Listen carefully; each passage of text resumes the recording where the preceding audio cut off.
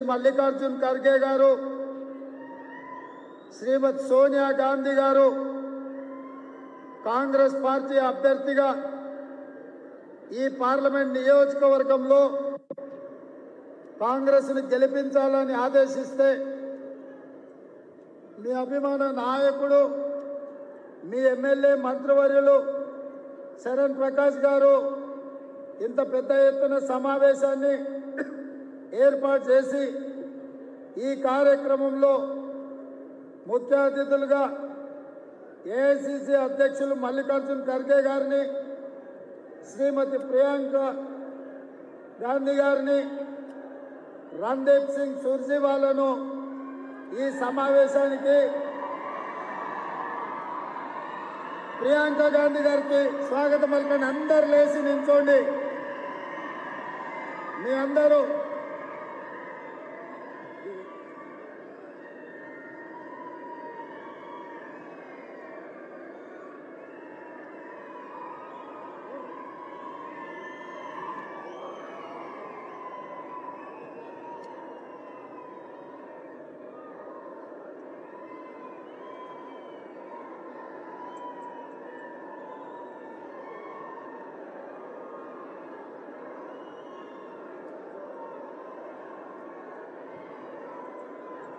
ఈ కార్యక్రమంలో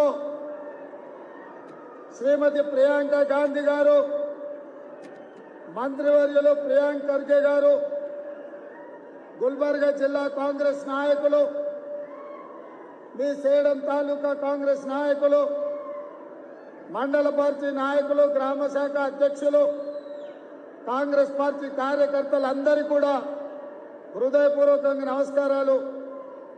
ఈ సభని సమావేశాన్ని విజయవంతం చేసినందుకు మీకందరికీ మనస్ఫూర్తిగా ధన్యవాదాలు. మిత్రులారా, ఈరోజు దేశంలో నరేంద్ర మోడీ గారి విధానాలకు వ్యతిరేకంగా కాంగ్రెస్ పార్టీ శ్రీ రాహుల్ గాంధీ గారు పెద్ద ఎత్తున పోరాటం చేస్తున్నారు. ఈ పోరాటంలో కర్ణాటక రాష్ట్రం నుంచి జాతీయ అధ్యక్షుడిగా మల్లికార్జున్ ఖర్గే గారు ఉన్నారు.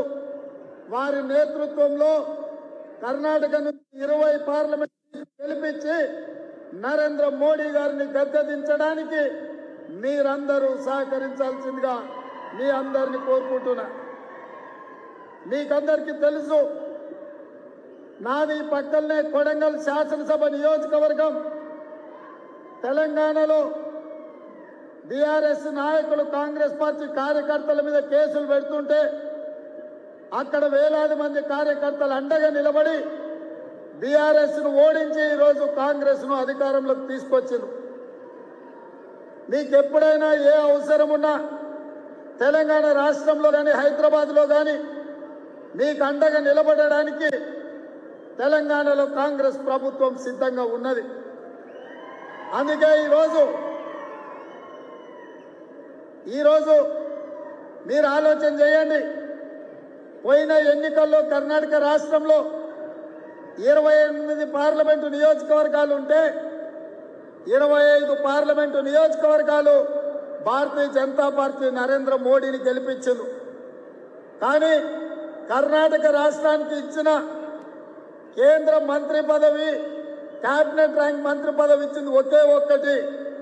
కానీ అదే గుజరాత్కు 26 మంది ఎంపీలు ఉంటే 7 మంత్రి పదవులు ఇచ్చిండ్రు.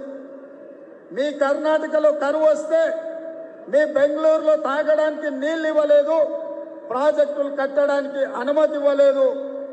కర్ణాటక రాష్ట్రం కరువు వస్తే కరువు కోసం మీ ప్రభుత్వం, కేంద్ర ప్రభుత్వం సహాయం అడిగితే మీకు ఎలాంటి సహాయం చేయలేదు. అందుకే కర్ణాటక ప్రభుత్వం సిద్ధరామయ్య గారు, డికే శివకుమార్ గారు జంతర్ మంతర్లో పెద్ద ఎత్తున ధర్నా చేసి సుప్రీంకోర్టుకు పోయి మీకు ఈరోజు నిధులు తీసుకొచ్చి ఈరోజు మీ ప్రాంతాన్ని అభివృద్ధి చేయాలనుకుంటున్నారు. వీటన్నిటిని దృష్టిలో పెట్టుకొని ఈరోజు మీరు కాంగ్రెస్ పార్టీకి అండగా నిలబడాలి. भाई बहनों, मैं ज्यादा वक्त नहीं लेना चाहता हूं, मगर नरेंद्र मोदी जी को 2 बार 10 साल सरकार चलाने के लिए मौका दिए। पिछले चुनाव में कर्नाटक से 25 पार्लियामेंट मेंबर को जिता के दिए, मगर आपको और आपके शहर बेंगलुरु में पीने का पानी नहीं रहा तो कम से कम पानी नहीं दिए, प्रोजेक्ट बनाने के लिए परमिशन भी नहीं दिए। इसके अलावा 25 एमपीज रहा तो एक ही एक कैबिनेट मिनिस्टर आप लोगों को दिए। कर्नाटका आज आपके लोग बोल रहे हैं कर्नाटक को क्या दिए बोले तो एक चंबू दिए, एक छोटा चंबू दिया बोल के आपके कर्नाटक के लोग कह रहे हैं। इसीलिए इस बार भारतीय जनता पार्टी बीजेपी लोग ये कह रहे हैं कि इस बार 400 पार 400 सीट इसीलिए मांग रहे हैं बीजेपी, आपका SC ST BC OBC reservation हटाने के लिए बीजेपी 400 सीट मांग रहा है। मैं एक ही गुजारिश करता हूं कर्नाटक भाइयों से, अगर आप लोग भारतीय जनता पार्टी को जिताए तो आपकी SC ST OBC minority reservation चला जाएंगे। अगर आप लोग कांग्रेस पार्टी को वोट दिए तो आपका एससी एसटी रिजर्वेशन और माइनॉरिटी रिजर्वेशन लागू रहेगा। इसीलिए कर्नाटक जनता, आप लोग सोचो, आपकी धरती पुत्र, आप गुरमिटकल से अपना मल्लिकार्जुन खड़गे जी 8 बार एमएलए चुनाव जिताए आप ही लोग, पूरे 9 बार एमएलए को जिताए, 2 बार पार्लियामेंट मेंबर को जिताए। 50 साल से खड़गे जी आपके तरफ से दिल्ली से दिल्ली तक लड़ा हुआ है, आपके नाम रोशन किए।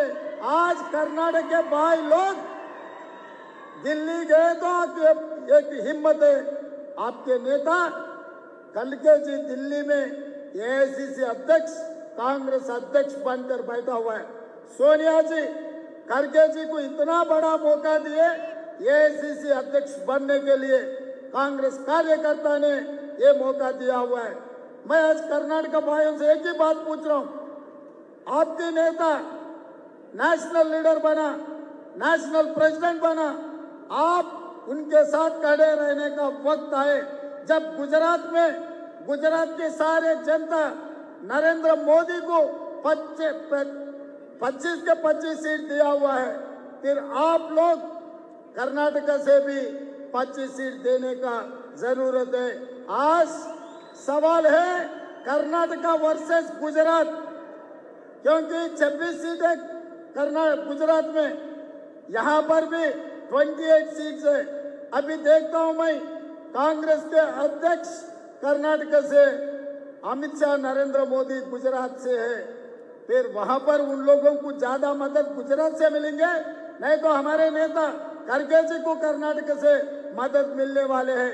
इसीलिए हमारे भाइयों से एक ही गुजारिश है, खड़गे जी को आप मदद दे दो, 25-26 सीट कर्नाटक से दिलाओ, केंद्र में सरकार बनाएंगे, लाल कोटा पे तिरंगा झंडा लहराने का जिम्मेदारी प्रियंका जी उठाने वाली है, राहुल जी उठाने वाले।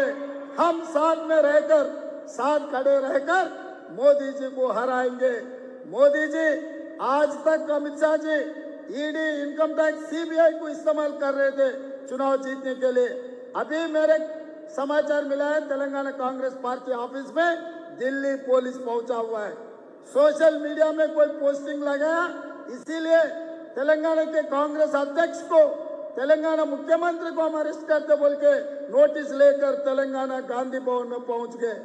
इसका मतलब Narendra Modi ji ED, income tax, CBI हो गए, अभी दिल्ली पुलिस को इस्तेमाल कर रहे चुनाव जीतने के लिए। यहाँ पर कोई डरने वाले नहीं है भाई, यहाँ पर पलट के जवाब देने वाले हैं।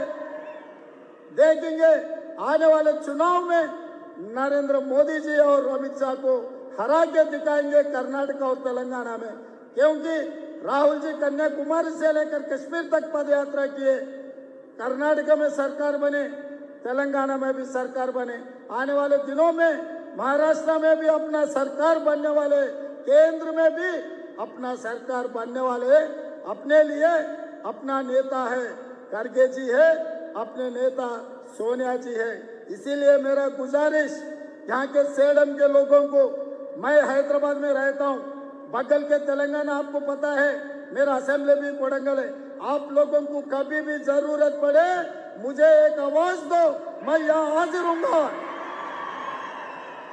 आप लोगों को कभी भी जरूरत पड़े तो सीधा सीधा हैदराबाद चल करो, मैं वहां रहता हूँ। आप लोगों के लिए काम करने के लिए, आप लोगों को मदद करने के लिए हमेशा मैं हाजिर रहता हूँ।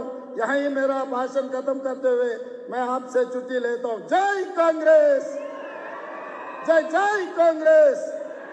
धन्यवाद मित्रों। सीबीआई हो गए, अभी दिल्ली पुलिस को इस्तेमाल कर रहे चुनाव जीतने के लिए। यहाँ पर कोई डरने वाले नहीं है भाई, यहाँ पर पलट के जवाब देने वाले हैं। देखेंगे आने वाले चुनाव।